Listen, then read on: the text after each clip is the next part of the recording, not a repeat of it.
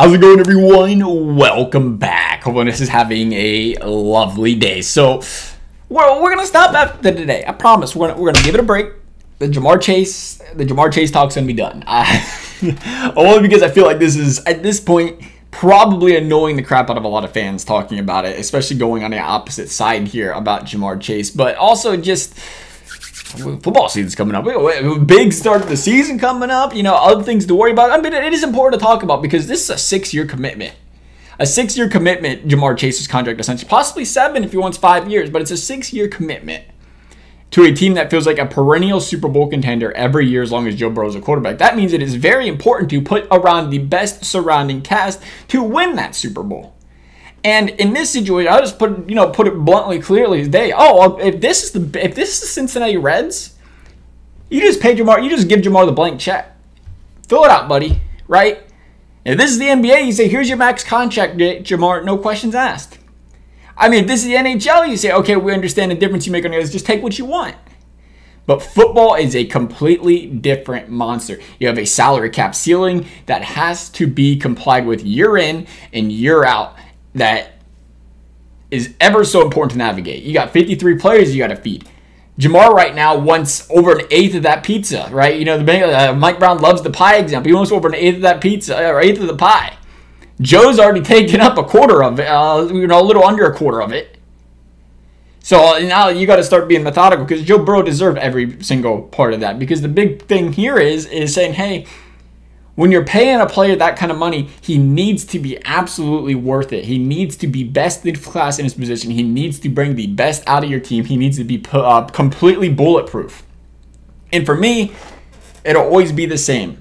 There's only 3 position groups you pay completely bulletproof. I mean, you could possibly do it for CB as well, but I just feel like the lifespan of a top CB just isn't that long. You play your offensive line, you pay your defensive line, and you pay your quarterback. You say whatever money you want. You got a top 5 at one of those position groups, you pay them whatever they want because they are difference makers. It does not matter what you do to game plan to stop TJ Watt. He's going to beat you.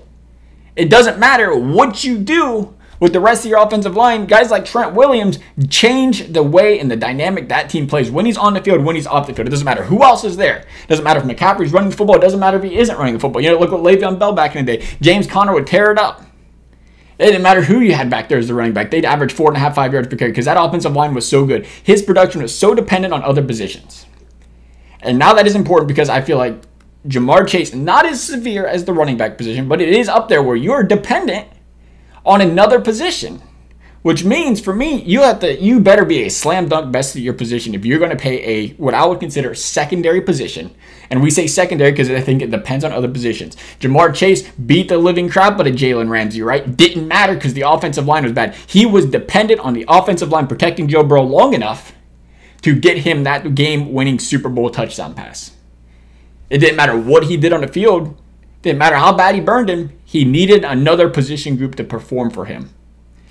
Same can be said about the quarterback numbers now. I mean, let's dive into it. This is where I feel like it's getting to me because I put more and more research into it, and the more and more research, the more and more statistics, the more and more data that's saying, hey, Jamar Chase isn't worth best receiver in the league money. I hear a lot of, well, he's Joe's boy. Oh, he's great. Just pay him the money. You know, he's worth it.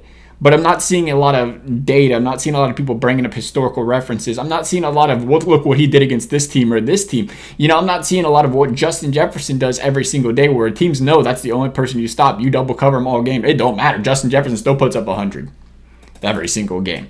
But let's talk about Jamar Chase. Last season, and we talk about quarterback proof, when Joe Burrow was not on the field, Jamar Chase was averaging 56 yards per game. And we get a lot of Justin Jefferson comparisons saying, who's to say Justin Jefferson? A lot of people, for some reason, I don't know if it's just a Bengals thing, if it's a general thing, a lot of people say, hey, Justin Jefferson's overrated. Well, Justin Jefferson has never had a quarterback at the caliber of Joe Burrow. But more importantly, Justin Jefferson had a terrible quarterback throwing the ball for a chunk of last season, a backup quarterback, much like Jamar Chase did. What Justin Jefferson did in those games with a backup quarterback was average 100 yards per game.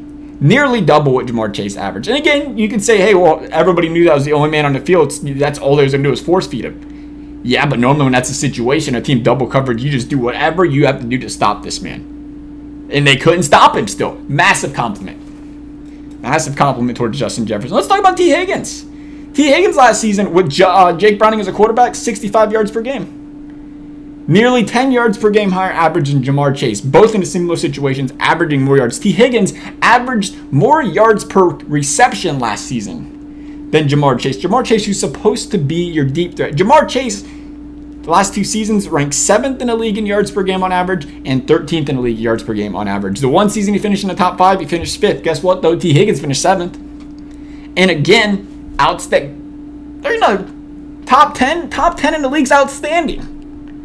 But there's a difference in top 10 in the league and paying him top 10 in the league and top 10 in the league and paying him best on the planet money, which is what he wants. That's where the divide is for me.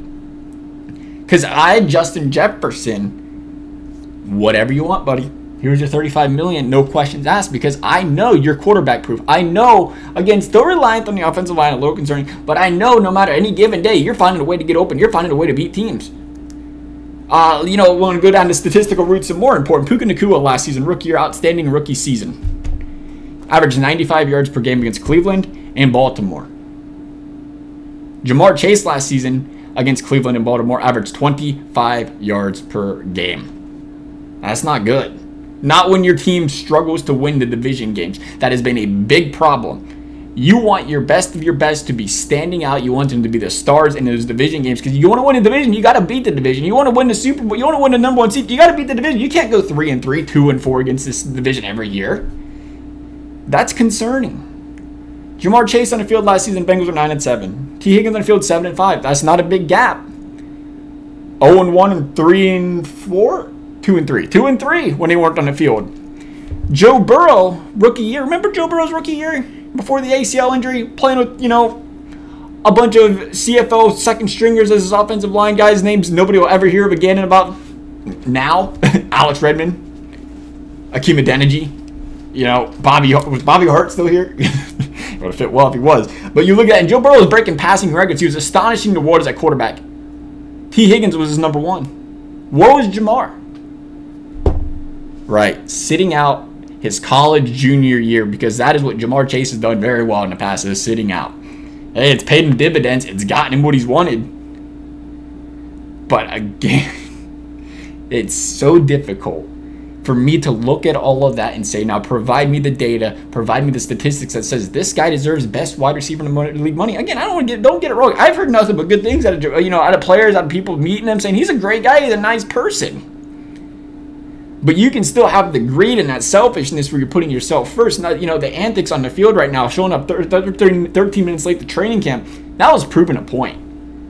And that was, honestly, it was malicious. I mean, your coach is standing on his head, doing his absolute best to stick up for you, to protect you, and you're just making him look like a joke out there. There's no other way to put it. I mean, it was just the day before Taylor was saying, oh, things are a go. Chase is looking good, ready to practice. The next day he doesn't show. He just shows up in street clothes and shows up late, making your coach look really bad. And he's, of all people, he's trying to do his best to stand up for you. There's some sort of attitude thing there's an issue with that concerns me, that says, hey, when these players get this kind of attitude, even if they're heck of talents, they get this kind of attitude early in their career, you have to watch out for that, because those are typically the guys, when 28 comes around, when 29 comes around, they start to decline quickly. We've seen it in the past out of players with that sort of mindset. They decline quickly. And I think Jamar is a prime candidate for that. And that's where this contract's going to end, 30, 31, and then big dollars are coming in the last couple of years. And that's important, because otherwise, could you spend that money on the defensive line? Could you spend that money on the safeties, the secondary? We're going to see real quickly this season what this interior of this defensive line looks like. Maybe it turns out and works out great. Or maybe it looks like, man, I wish we could have spent more money on these positions. And then you say, okay, what's worth it more? Jamar Chase, a guy that quarterback dependent potentially, a guy that's having a hard time beating the division, beating the double teams, got clamped down by Kansas City's star CB, by the way, last season, that got traded or got drafted in a pick that they received for trading away the arguably the number 1 wide receiver in the league in Tyreek Hill. What they do after Tyreek Hill left, they won 2 Super Bowls. A lot of data pointing to not needing the best of it, not even the best of it, to argue that he's not even the best of the best. He's not even top 3. We put him in the top 5. But to argue that they didn't need that to win a Super Bowl is a precedent. Saying, is Jamar worth $40 million a year? Is a team going to pay him $36 million a year? Absolutely. Is it going to be a non-Super Bowl contender? More than likely.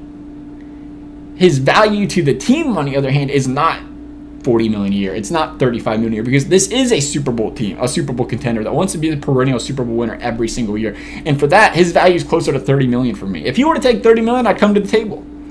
But an extra $10 million is a lot of money that can be spent on another position of need. And when you're getting that kind of money, again, I shouldn't be seeing 25 yards a game against Cleveland. I shouldn't be seeing 19 yards versus Baltimore. 50 is a minimum. I should see you tearing them up. I should see you winning football games. We've seen that in rookie year, Chase, and then teams game planned against that. I don't know what happened, really, because rookie Jamar Chase was something else. And the yards per catch went down the last couple seasons. It just doesn't feel like he's always, and this is the thing, like prime AJ Green, when you think about it. It just felt like you could sling him the rock no matter what. And that's the beauty, that's the best of your best receivers, like Justin Jefferson. You could force feed him the football because he was always going to get open. It just, again, it hasn't felt like that with Chase. But at the same time, you have to be mindful when you have, one of the best quarterbacks in the league like Joe Burrow. He's always going to play the matchup game and say, well, he's getting double covered and T's getting single, or Jermaine's getting single. Like, I'm just going to take my chance there anyway just because he's getting doubled. Why force it? There always is that dilemma.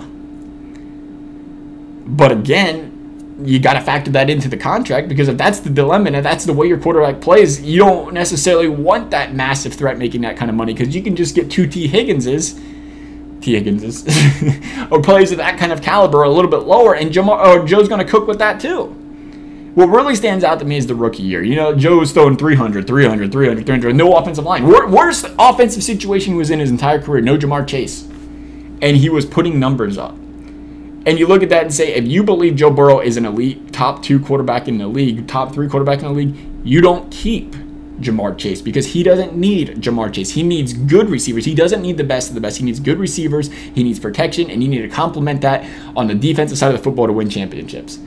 That's the line here, because you're forced to do that. Like I said, if this is baseball, no cap, yeah, you throw them all the money in the world, but you're kind of forced to walk a tightrope where you can only select certain positions to pay a lot of money. Otherwise, you're going to be depleted somewhere else. And I just don't see it being worth it right now. As much as I like Jamar, as much of a talent as he is, as much as he offers his football, I just don't see how he's producing. He's proven that he's worth that kind of money, because again, that time's going to come. What if Mims is a stud?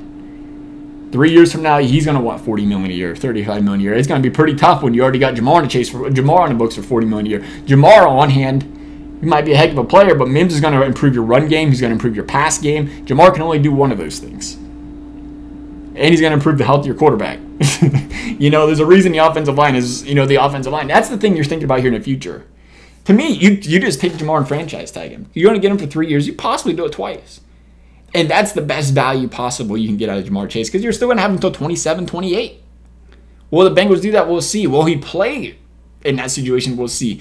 Ultimately, the best thing that could happen right now for the Bengals, for the team, for whatever, is Jamar don't play the first 2-3 weeks. You see what happens. The Bengals struggle. You say, okay, let's look. Where's Jamar? We need him badly. Bengals cook. You say, okay, look at that. We can do this without Jamar. It's like a little test run. Nonetheless, love y'all's thoughts. Thanks for watching. We'll see you next time.